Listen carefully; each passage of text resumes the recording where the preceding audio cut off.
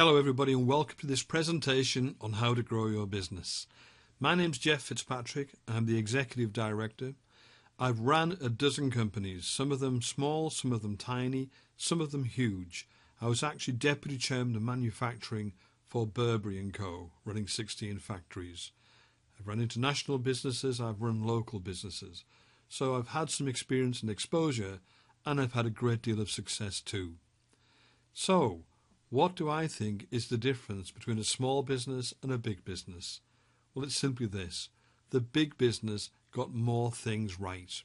They simply knew how to do more things. There's no magic in it. It's as simple as that. So let's see what we can learn in this presentation. Well, firstly, of course, all of that is very easily said, but what does it mean in practice? What do we actually have to do to grow a business to reach its full potential? Well, it all starts with leadership. However, by that, I don't just mean management or management style. I'm talking about much more. When I talk about leadership, it is not a style of operating. It's actually a physical thing that we do. And it's not about how we manage people. It starts with working out what we're actually trying to achieve and what the finished product, in this case our business, will look like. So we're starting with the end in mind. I'm sorry people, and I don't really like too much of the fluffy stuff, but this is also going to require that you work out what your core personal business values are too. They're needed in order to determine the outcome, where you want the business to end up. They're needed for your branding. It's needed for your marketing. You really need to understand what your personal values in business are. Now, this could be one starting point. This is what IBM looked like before it became Big Blue, before it became the major mainframe company for computers, before it went on to become a massive personal computer business, and before it went on to become the huge consultancy that it is today. The guys there started with the organization chart of what the company would look like when it was huge. And at that point, it had very few names on it. It had the positions, it had the tasks, but all the names were the names of the people in there, the handful. In your case, it could even be that your name is the only name against each of these boxes. Leadership, then, requires that we work out a route to take the business from where it is now to where we want it to be, even if the business is a startup. And you'll need to end up with a fairly detailed route map with milestones, targets, dates, and more. And we all understand that things change and develop, and it could even go in a completely different direction. However, the way to do this is to build that plan, to build that route map, and then to change it even when you need to as you go along. But you should always be working to a plan. Next, we need to look at the product or service that your business provides, and we need to build a whole brand around it. Now, let me just mention that when I talk about branding, I'm not talking about your logo or your color scheme. It's about having a presence in your market and something to believe in. It's about the whole business and every aspect of the business. Don't go along the route of designing a logo or a color scheme. It's just not where we're at this point in time. So we've got leadership, we've got branding. What's next? Well, it's actually financial management. And here's a quote, and you might even want to use this yourself. Not every financially well-managed business does well. However, every business that does well has good financial management. This is something really important, and I have a very tight definition of what I mean by financially well-managed, and we'll go into that at a future time. However, for the purpose of this short video, let's just say there are 3 types of approach to finance in business, and we need to work out which one of them you are following and then to manage accordingly. Next, we've got managing people. And managing people is really about attracting the right people, motivating them, training them, keeping them, but getting them to operate independently.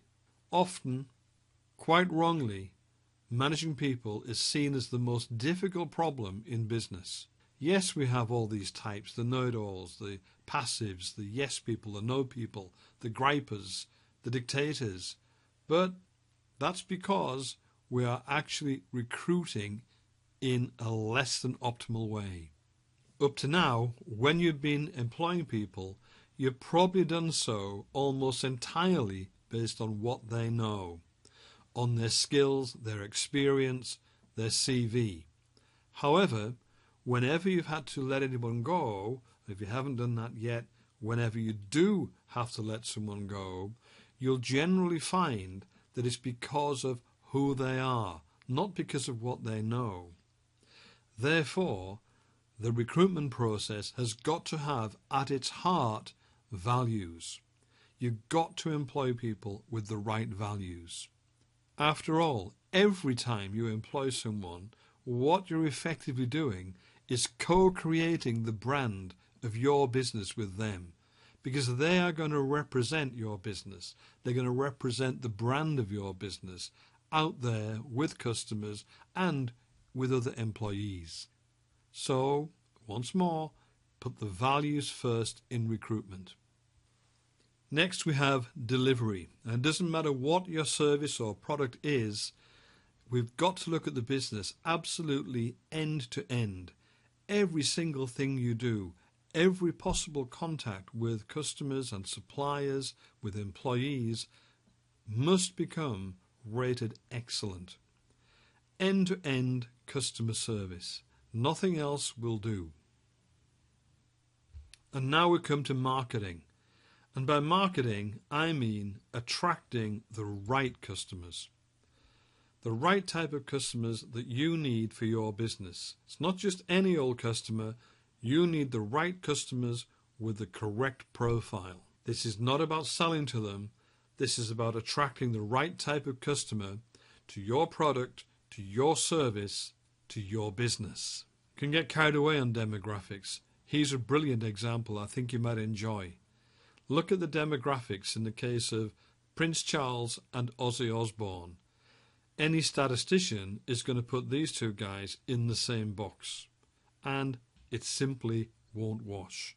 So we have to be very, very careful and really, truly, deeply understand the customers that we're trying to attract to our business and what makes them different. And let me tell you, as far as attracting those customers is concerned, we simply don't have a problem. We know exactly how to contact these ideal customers.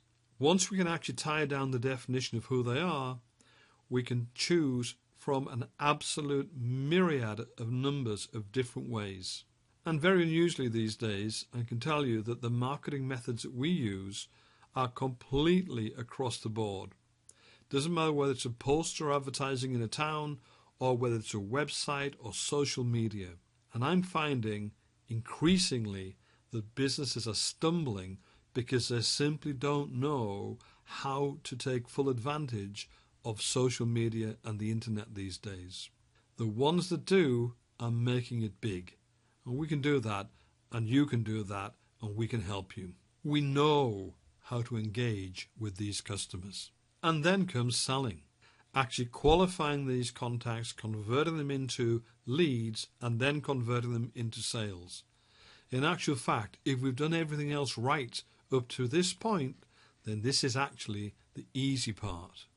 You may have believed that getting more sales was the problem. It just isn't. It's getting all the things right that lead up to the sales process. Yes, it's also about having a good, effective sales process, but that's actually quite easy when you're building on the shoulders of the giants of the work that you've already done. And that's it. Leadership, branding, finance, managing people, delivery of goods and services, marketing and sales. That really is it. I have grown a dozen businesses. I've been involved with many more. In fact, over 5,000 others. And what I've just been through with you here is the essence of what I learned from that experience. Now, if you need any help, feel free to get in touch. I really don't mind at all. I'm always very willing to answer any question in full, in as much detail as I possibly can, and I don't charge for that at all. I don't need to charge crazy fees. Some of those fees that you pay to consultants could cost you more than the gain in your business. I simply don't believe in that. So if you want to have a friendly chat with no obligation whatsoever, just let me know where to contact you by completing the contact form. I'll get in touch, and very quickly. So thanks for taking the time out to view this. It really is appreciated. Thank you again.